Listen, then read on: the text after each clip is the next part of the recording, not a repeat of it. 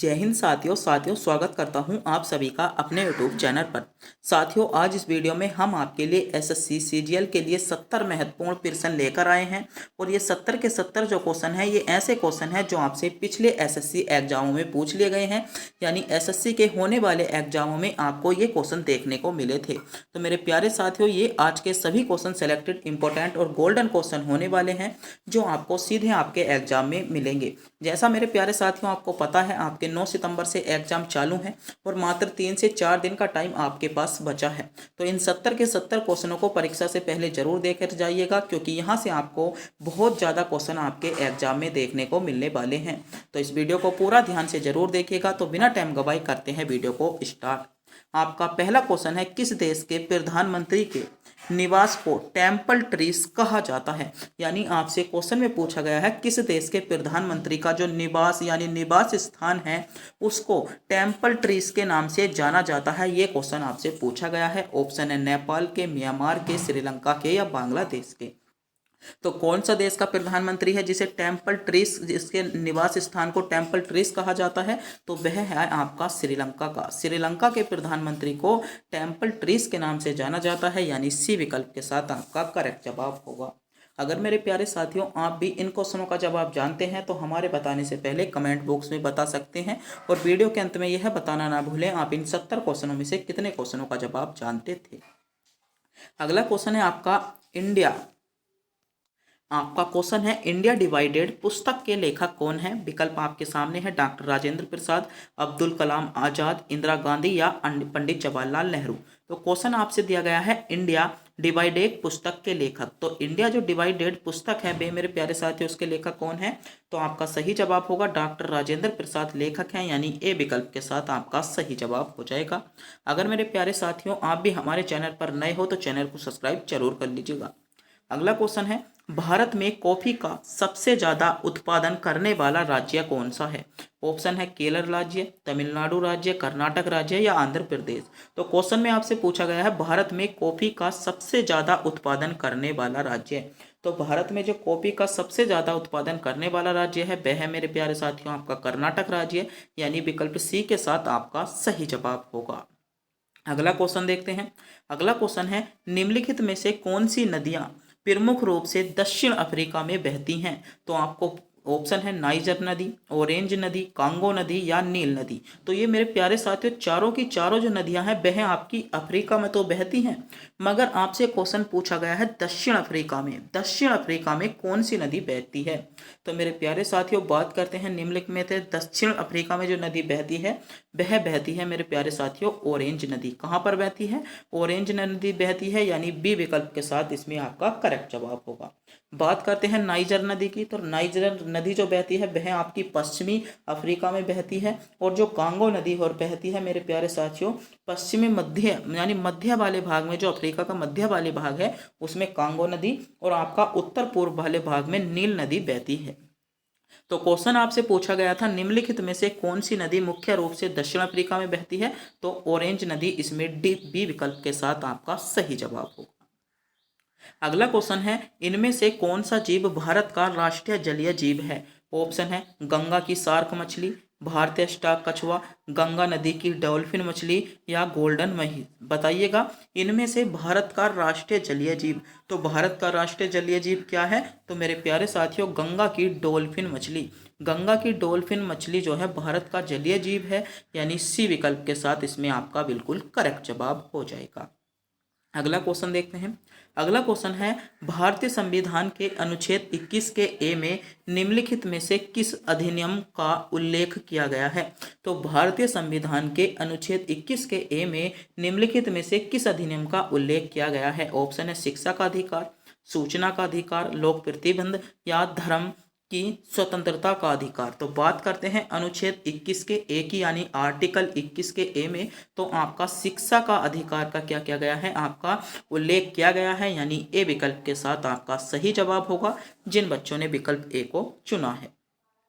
मेरे प्यारे साथियों, ये 70 के 70 जो क्वेश्चन होने वाले हैं सेलेक्टेड क्वेश्चन होने वाले हैं। तो इन क्वेश्चनों को ध्यान से जरूर देखिएगा, क्योंकि ये आपके पिछले एसएससी में पिछले एग्जामों में पूछ लिए गए क्वेश्चन हैं सभी ना सभी।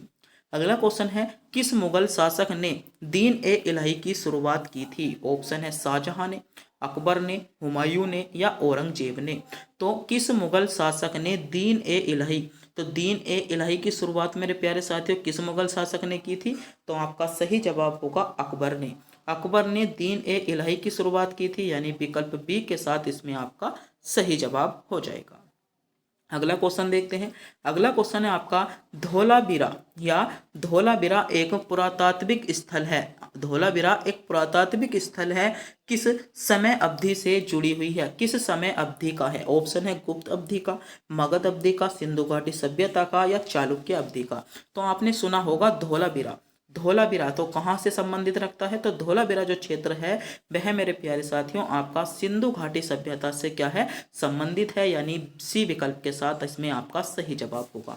कई बार क्वेश्चन पूछ लिया जाता है कि सिंधु घाटी सभ्यता में आपके जो है खेल के मैदान और 3 भवन यानी 3 मंजिल वाले भवन कहाँ से प्राप्त हुए थे? तो ये सभी मेरे प्यारे साथियों धौलावीरा से ही हुए थे। इस क्वेश्चन का भी आपको ध्यान में रखना होगा। अगला क्वेश्चन है आपका, राष्ट्रपति द्वारा लोकसभा और राज्यसभा में मनोनीत सदस्यों की कुल संख्या कितनी होती है? तो राष्ट्रपति द्वारा जो लोकसभा और राज्यसभा में मनोनीत संख्या होती है, तो लोकसभा में कितने सदस्यों को मनोनीत करता है? आपके 2 सदस्यों को। और राज्यसभा में कितने सदस्यों को मनोनीत करता है? 12 सदस्यों को। तो टोटल को मिला दिया जाए तो कितने हो जाएंगे? तो 14 सदस्यों को क्या कर सकता है? राष्ट्रपति मनोनीत कर सकता है, यानी विकल्प डी के साथ इसमें आपका सही जवाब हो जाएगा।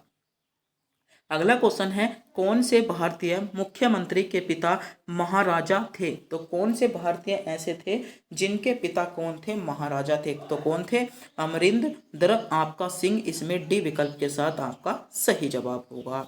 अगला क्वेश्चन है, RAW का पूरा आपका अर्थ क्या है? तो RAW का जो पूरा अर्थ है मेरे प्यारे साथियों ये पूछा गया है क्या है?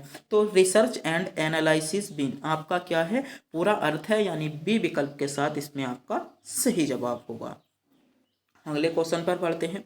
अगला क्वेश्चन है आपका, लोक नृत्य शैली यक्ष आपका यक्ष गानम क्या है? लोक नृत्य शैली है आपकी यक्ष गानम किस भारतीय राज्य से जुड़ी है? ऑप्शन है तेलंगाना से जुड़ी है, उड़ीसा से जुड़ी है, कर्नाटक से जुड़ी है या तमिलनाडु से जुड़ी है।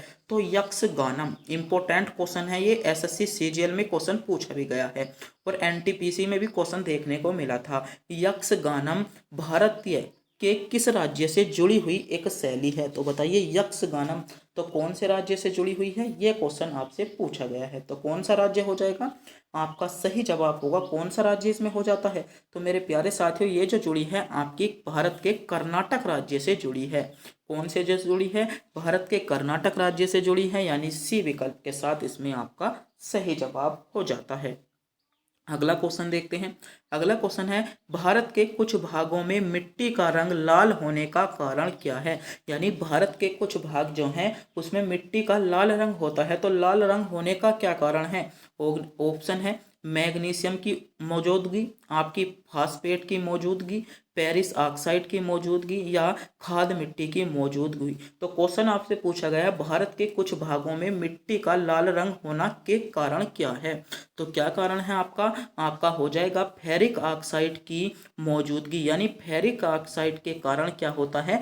मिट्टी का रंग लाल होता है, यानी सी विकल्प के साथ इसमें आपका सही जवाब हो जाएगा।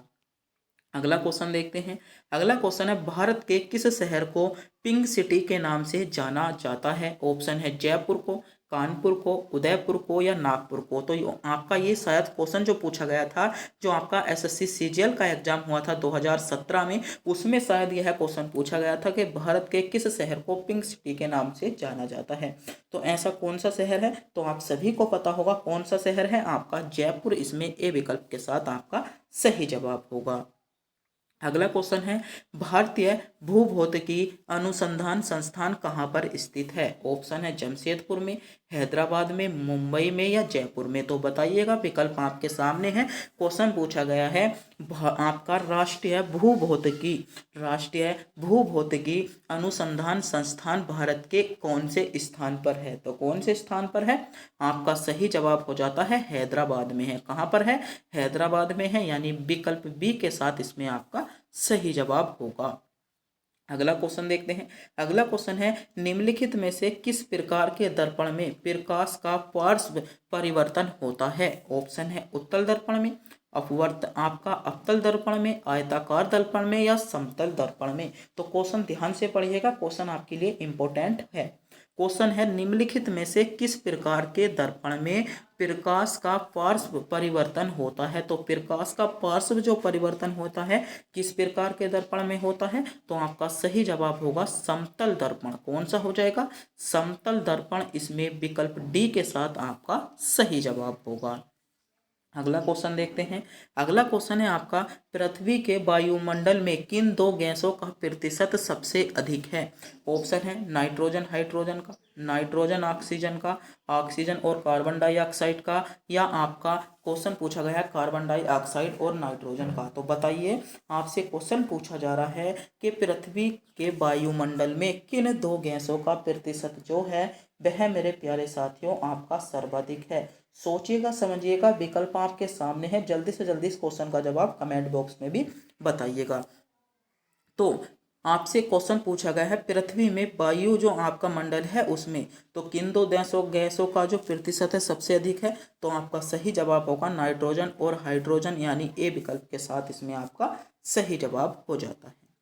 अगला क्वेश्चन है, इनमें से कौन सा राजस्थान में स्थित एक हिल स्टेशन है?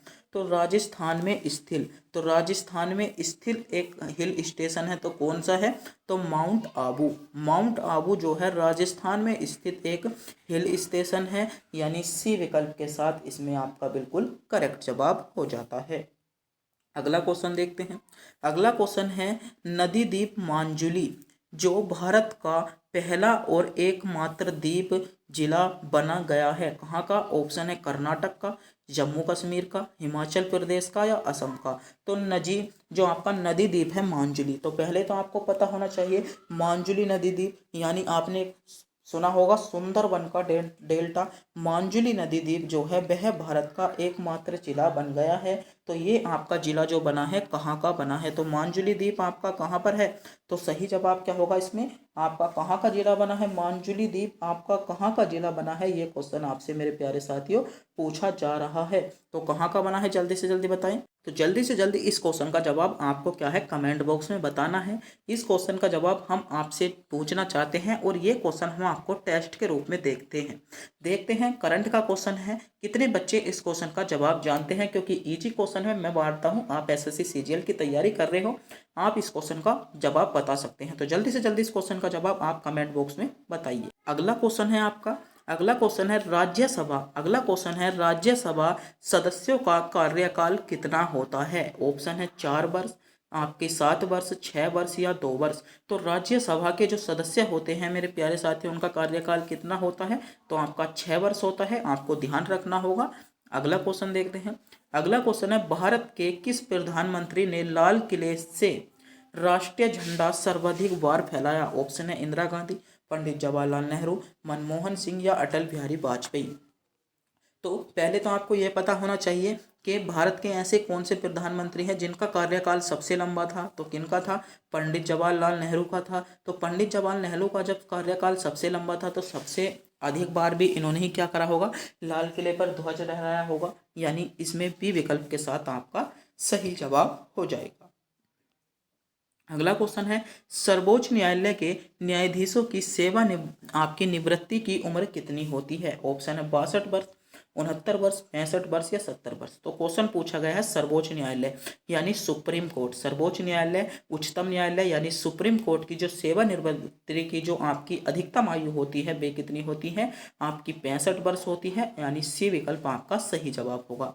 अगर क्वेश्चन पूछ लिया जाए हाई कोर्ट, यानी आपके जो हाई कोर्ट होते हैं उच्च न्यायालय, तो उनकी जो होती हैं आपकी 62 वर्ष होती हैं।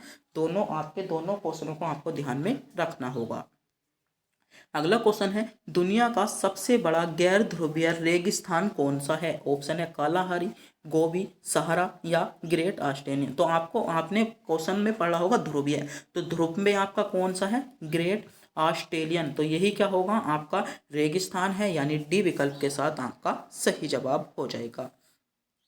अगला क्वेश्चन है हीराकुंडा आपका हीराकुंड जलाशय किस नदी पर निर्मित किया गया है।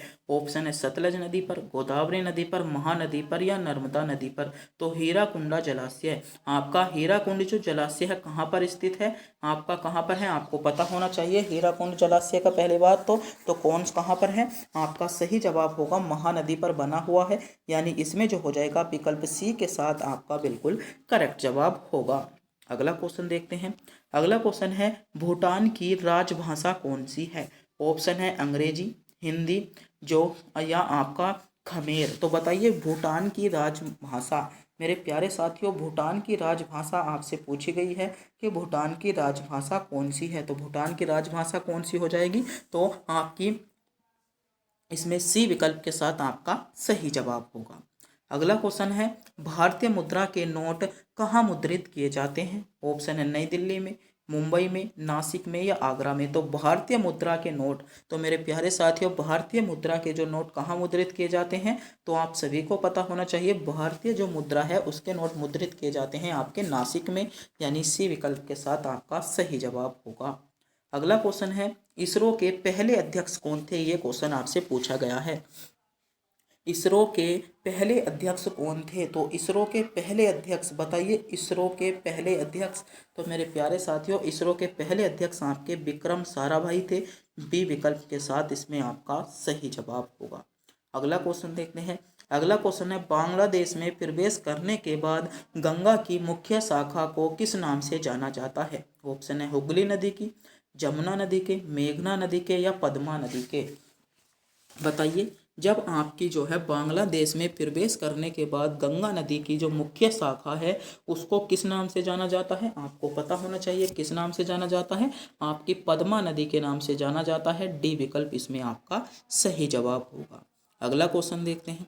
अगला क्वेश्चन है आपका निम्नलिखित में से किस स्थल को यूनेस्को की विश्व विरासत की स्थल की सूची में शामिल किया गया है। ऑप्शन है अकबर का मकबरा Sikandrabad, gate of India Mumbai, Agra का किला या बीबी का मकबरा। तो निम्नलिखित में से जो मेरे प्यारे साथियों विश्व विरासत स्थल की जो सूची में शामिल किया गया है वह आपके आगरा के किले को कहा गया है, यानी सी विकल्प के साथ इसमें आपका सही जवाब हो जाएगा। अगला क्वेश्चन देखते हैं। अगला क्वेश्चन है लाल रक्त कणिकाओं का औसत आपका जीवन काल लगभग कितने वर्ष का या कितने समय का होता है। लाल रक्त कणिकाओं का जो जीवन काल होता है कितने दिन का होता है, तो आपका 100 से 120 दिन होता है, यानी विकल्प बी के साथ इसमें आपका सही जवाब हो जाएगा। अगले क्वेश्चन पर बढ़ते हैं। अगला क्वेश्चन है आपका भूकंप की तीव्रता मापने वाले यंत्र को कहते हैं। ऑप्शन आपके सामने है, जल्दी से जल्दी कमेंट बॉक्स में बताइए भूकंप की तीव्रता मापने वाले यंत्र को तो क्या कहते हैं, सिस्मोग्राफ कहते हैं, यानी डी विकल्प इसमें आपका करेक्ट जवाब होगा। अगला क्वेश्चन है आपका कुल्लू घाटी किसके बीच स्थित है। ऑप्शन है लद्दाख और पीर पंजाल के बीच, रन ज्योति और आपके नाग टिब्बा के बीच, या आपका हिमालय और शिवालिक के बीच, धौलावीरा और पीर पंजाल के बीच। तो बताइए कुल्लू घाटी आपसे पूछा गया है, कुल्लू मनाली पहले तो आपको पता होना चाहिए। इसी प्रकार है आपकी कुल्लू घाटी, तो बताइए जल्दी से जल्दी कुल्लू घाटी कहाँ पर स्थित है। ये क्वेश्चन मेरे प्यारे साथियों आपके लिए बहुत ही ज़्यादा सेलेक्टेड क्वेश्चन होने वाला है कि कुल्लू घाटी आपका कहाँ पर स्थित है, और बहुत ज़्यादा एग्जामिनर इस क्वेश्चन को पूछता है। एसएससी सीजीएल के लिए बहुत ही ज़्यादा सेलेक्टेड इंपॉर्टेंट और गोल्डन क्वेश्चन इस क्वेश्चन को कहूँगा कि कुल्लू घाटी आपकी कहाँ पर स्थित है। तो मेरे प्यारे साथियों जल्दी से जल्दी बताएं कुल्लू घाटी कहाँ पर स्थित है। तो आपका सही जवाब क्या होगा, इसमें आपका सही जवाब होगा लद्दाख और पीर पंजाल के बीच। अगला क्वेश्चन है ईस्ट इंडिया कंपनी का गठन हुआ था उस समय पर भारत का मुगल बादशाह कौन था। क्वेश्चन आपसे पूछा गया है अकबर, जहांगीर, आपके हुमायूं और औरंगजेब। तो बताइए ईस्ट इंडिया कंपनी का जिस टाइम पर आपका गठन हुआ था उस टाइम पर भारत का मुगल बादशाह कौन था। तो भारत का मुगल बादशाह कौन था, आपका अकबर था, यानी ए विकल्प आपका सही जवाब होगा। अगला क्वेश्चन है लिटमस किस से निकाला जाता है। ऑप्शन है हल्दी से, सिनकोना की छाल से, शैवाल या लाइकेन से, या मशरूम से। बताइए लिटमस जो आपके लिटमस होते हैं किससे निकाले जाते हैं, तो आपका सही जवाब होगा शैवाल यानी लाइकेन से, यानी सी विकल्प इसमें आपका बिल्कुल सही जवाब हो जाएगा। अगला क्वेश्चन देखते हैं। अगला क्वेश्चन है, भारत में निम्नलिखित में से कौन सी आयरन और स्टील निर्माणशाला सार्वजनिक क्षेत्र के अंतर्गत नहीं है? ऑप्शन है भलाई, दुर्गापुर, बोकारो या जमशेदपुर। तो कौन सी नहीं है? आपकी जमशेदपुर नहीं है। डी विकल्प आपका सही जवाब होगा। अगला क्वेश्चन है, कागज बनाया जाता है, ऑप्शन है पौधों के सेल्यूलोज से, पौधों के पुष्पों में, फलों के, तो किससे बनाया जाता है? पौधों के सेल्यूलोज से आपका क्या बनाया जाता है? कागज बनाया जाता है। ए विकल्प इसमें आपका सही जवाब हो जाएगा। अगला क्वेश्चन है, आकाश के नीले रंग प्रकट होने के साथ संबंधित प्रकाश की परिघटना है। ऑप्शन है व्यतिकरण, परावर्तन, अपवर्तन या प्रकीर्णन। तो बताइए, आकाश में नीले रंग प्रकट होने के साथ जो संबंधित प्रकाश की जो परिघटना है तो कौन सी है? तो आपकी प्रकीर्णन है। यानी डी विकल्प जिन बच्चों ने चुना है बिल्कुल सही चुना है। डी विकल्प आपका सही जवाब होगा। अगला क्वेश्चन देखते हैं। अगला क्वेश्चन है, वित्त आयोग की नियुक्ति कौन करता है? ऑप्शन है आपके वित्त मंत्री, प्रधानमंत्री, लोकसभा अध्यक्ष या राष्ट्रपति। तो वित्त आयोग की नियुक्ति, तो मेरे प्यारे साथियों, वित्त आयोग की नियुक्ति कौन करता है? तो वित्त आयोग की नियुक्ति आपके राष्ट्रपति जी करते हैं। यानी डी विकल्प के साथ आपका सही जवाब होगा। अगला क्वेश्चन है, बुद्ध ने अपना प्रथम प्रवचन कहाँ दिया था? बताइए, बुद्ध ने अपना प्रथम प्रवचन कहाँ पर दिया था? गया में, सारनाथ में, पाटलिपुत्र में या वैशाली में? तो बुद्ध ने अपना जो प्रथम प्रवचन दिया था मेरे प्यारे साथियों, वह आपका दिया था सारनाथ में। यानी बी विकल्प के साथ आपका सही जवाब होगा। अगला क्वेश्चन है आपका, व्यापार विश्व व्यापार संगठन WTO द्वारा एक स्थापित किए जाने की उम्मीद है। कल्याण आपका आधारित व्यापार व्यवस्था, क्षेत्रीय आधारित व्यापार व्यवस्था या नियम आधारित व्यापार व्यवस्था। तो कौन सा होगा? नियम आधारित व्यापार व्यवस्था। इसमें सी विकल्प के साथ आपका सही जवाब हो जाएगा। अगला क्वेश्चन देखते हैं। ये क्वेश्चन है, दांत की ऊपरी चमकदार सतह क्या कहलाती है? जो आपके दांत होते हैं, दांत की जो ऊपरी चमकदार सतह होती है क्या कहलाती है? इसमें अधिकतर बच्चे कंफ्यूज हैं, आपको गलत नहीं करना है। जड़ कहलाती है। क्या कहलाती है? जड़ कहलाती है। बी विकल्प आपका सही जवाब है। अगला क्वेश्चन है, तृतीय बौद्ध परिषद या तृतीय बौद्ध समिति का आयोजन किसके द्वारा किया गया था? ऑप्शन है चंद्रगुप्त द्वारा, हर्षवर्धन द्वारा, अशोक द्वारा या कनिष्क द्वारा। तो आपसे क्वेश्चन पूछा गया है, तृतीय बौद्ध परिषद का जो आयोजन किया गया था मेरे प्यारे साथियों, आपका अशोक द्वारा किया गया था। सी विकल्प के साथ आपका सही जवाब हो जाएगा। अगला क्वेश्चन है, उत्तेजना के समय निम्नलिखित में से कौन सा हार्मोन्स अधिक मात्रा में उत्सर्जित होता है? तो उत्सर्जित जो अधिक उत्तेजना के समय पर होता है, एड्रेनलिन क्या होता है? एड्रेनलिन होता है, लिनिन होता है। यानी सी विकल्प के साथ आपका सही जवाब होगा। अगला क्वेश्चन है, दिए गए राज्यों में उत्तर प्रदेश के अतिरिक्त लोकसभा के किन दो राज्यों का प्रतिनिधित्व सबसे अधिक है? ऑप्शन है बिहार मध्य प्रदेश, बिहार महाराष्ट्र, कर्नाटक और आंध्र प्रदेश या तमिलनाडु और राजस्थान। तो बताइए, क्वेश्चन है आपके, दिए गए राज्यों में उत्तर प्रदेश के अतिरिक्त जो लोकसभा के किन दो राज्यों का प्रतिनिधित्व सबसे अधिक है? तो किन दो का है? बिहार और महाराष्ट्र का है। बी विकल्प के साथ आपका सही जवाब हो जाएगा। अगला क्वेश्चन है, स्वतंत्र भारत की पहली महिला राज्यपाल कौन थी? ऑप्शन है श्रीमती सरोजिनी नायडू, श्रीमती आपकी सुचेता कृपलानी, इंदिरा गांधी या विजय लक्ष्मी पंडित। तो स्वतंत्र भारत की पहली महिला राज्यपाल, तो राज्यपाल कौन थी? आपकी थी सरोजिनी नायडू। कौन थी? सरोजिनी नायडू थी। ए विकल्प इसमें आपका सही जवाब होगा। अगला क्वेश्चन है, पानीपत की पहली लड़ाई किस वर्ष लड़ी गई थी? आपकी 1516 में, 1761 में, 1526 में या 1556 में। तो बात करते हैं पानीपत की प्रथम लड़ाई की। तो पानीपत की जो प्रथम लड़ाई गई थी आपकी 1526 में, दूसरी आपकी 1556 में और तीसरी आपकी 1761 में लड़ी गई थी। अगला क्वेश्चन है, भारतीय संविधान में मौलिक कर्तव्यों को समष्टि यानी कब शामिल किया गया? ऑप्शन है 1971, 1972, 1975 या 1976। तो सही जवाब क्या होगा? भारतीय संविधान में जो मौलिक कर्तव्यों को मेरे प्यारे साथियों शामिल किया गया था, आपका कब शामिल किया गया था, ये क्वेश्चन आपसे पूछा गया है। तो भारतीय संविधान में जो मौलिक कर्तव्यों को मेरे प्यारे साथियों शामिल किया गया था, कब किया गया था? आपका सही जवाब होगा 1976 में। यानी डी विकल्प के साथ आपका सही जवाब होगा। अगला क्वेश्चन है अंतर्राष्ट्रीय न्यायालय में न्यायाधीशों की संख्या है, ऑप्शन है 11, 15 या 18 या 7। तो अंतर्राष्ट्रीय न्यायालय में तो न्यायाधीशों की संख्या कितनी है आपकी 15 है। और जो अंतर्राष्ट्रीय न्यायालय होता है उनमें जो न्यायाधीश होते हैं उनका कार्यकाल कितने वर्ष का होता है, तो 9 वर्ष का होता है। इसका भी आपको पता होना चाहिए। अगला क्वेश्चन है आपका नागार्जुन सागर परियोजना किस नदी पर स्थित है, ऑप्शन है सतलज नदी पर, कृष्णा नदी पर, नर्मदा नदी पर या कावेरी नदी पर। तो नागार्जुन सागर परियोजना मेरे प्यारे साथियों, नागार्जुन सागर परियोजना जो है किस नदी पर स्थित है, तो आपका सही जवाब क्या हो जाएगा आपका, इसमें बिल्कुल करेक्ट जवाब क्या होता है कृष्णा नदी, इसमें विकल्प बी के साथ आपका सही जवाब हो जाएगा। अगला क्वेश्चन है आपका भारत में यूनेस्को के विश्व विरासत स्थल की सूची में नवीनतम समायोजन है, ऑप्शन है कुतुब मीनार का, हुमायूं का मकबरा, खजुराहो का मंदिर या लाल किला। तो कौन सा हो जाएगा आपका सही जवाब क्या होगा, लाल किला, इसमें डी विकल्प के साथ आपका सही जवाब हो जाता है।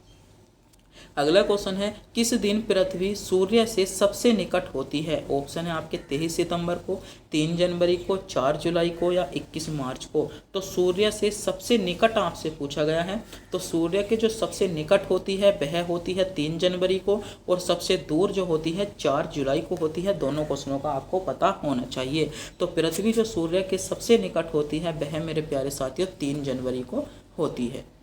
अगला क्वेश्चन है निम्नलिखित में से कौन सा नृत्य का प्रकार उत्तर भारत से संबंधित है, ऑप्शन है कुचिपुड़ी, उड़ीसी, मोहिनीअट्टम या कथक। तो बताइए निम्नलिखित में से कौन सा नृत्य का प्रकार है जो उत्तर भारत से संबंधित है। तो कथक जो है उत्तर प्रदेश का नृत्य है, यानी उत्तर भारत का है, डी विकल्प के साथ आपका सही जवाब होगा। अगला क्वेश्चन है ओलंपिक ध्वज में छल्लों की कुल कितनी संख्या होती है। तो ओलंपिक ध्वज में कितने छल्ले होते हैं, तो मेरे प्यारे साथियों आपके 5 छल्ले होते हैं। आपको पता होना चाहिए कितने होते हैं, 5 होते हैं, जो अलग अलग महाद्वीपों को दर्शाते हैं। और इन छल्लों का अलग अलग रंग होता है, जैसे नीला रंग यूरोप को दर्शाता है, काला रंग अफ्रीका को दर्शाता है, हरा रंग ऑस्ट्रेलिया को दर्शाता है, लाल रंग अमेरिका को, और इसी प्रकार पीला रंग जो दर्शाता है मेरे प्यारे साथियों आपका एशिया को दर्शाता है। तो क्वेश्चन आपसे पूछा गया था ओलंपिक ध्वज में छल्लों की कुल संख्या कितनी होती है, तो 5, यानी सी विकल्प के साथ आपका सही जवाब हो जाएगा। अगला क्वेश्चन देखते हैं। अगला क्वेश्चन है 1 मीटर में कितने माइक्रोन होते हैं, बताइए 1 मीटर में कितने माइक्रोन होते हैं, जल्दी से जल्दी बताएं। 1 मीटर में कितने माइक्रोन होते हैं, तो 1 मीटर में 10 की घात आपके 6, यानी 10 की घात 6 माइक्रोन होते हैं। सी विकल्प के साथ आपका सही जवाब होगा। अगला क्वेश्चन है फ़ारेनहाइट पैमाने का वाष्प बिंदु कितना है, तो कितना है 112, आपका सही जवाब होगा। अगला क्वेश्चन है भारत में पहले क्षेत्रीय ग्रामीण बैंक की स्थापना किस वर्ष की गई। तो भारत में जो पहले क्षेत्रीय ग्रामीण बैंक की स्थापना की गई थी किस वर्ष की गई, ऑप्शन है 1991 में, 1982, 1975 या 1980।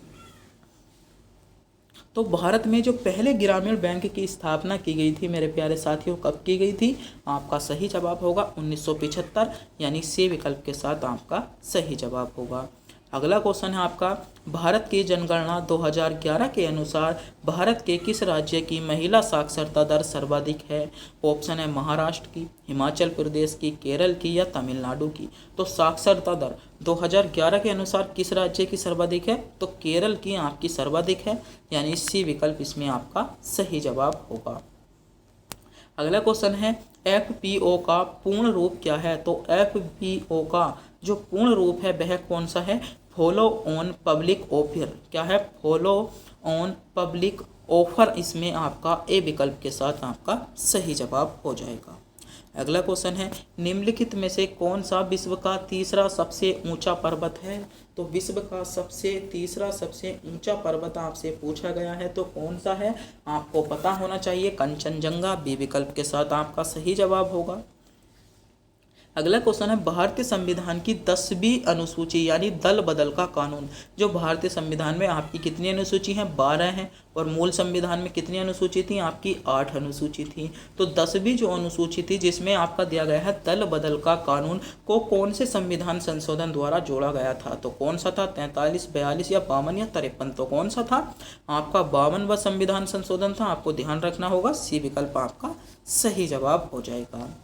अगला क्वेश्चन देखते हैं। अगला क्वेश्चन है भारतीय खिलाड़ी भवानी देवी किस खेल से संबंधित हैं। भारतीय जो खिलाड़ी हैं भवानी देवी आपकी किस खेल से संबंधित हैं। तो क्वेश्चन आप पढ़िए, भवानी यानी देवी का नाम आ रहा है तो तलवारबाजी आपको लगा देना होगा। सी विकल्प इसमें आपका सही जवाब होगा। अगला क्वेश्चन है कोलेरू झील के त्रिकोण में पाई जाती है। तो कोलेरू झील जो पाई जाती है किसके त्रिकोण में पाई जाती है। तो गोदावरी और आपकी कृष्णा नदी के। पी विकल्प आपका सही जवाब होगा।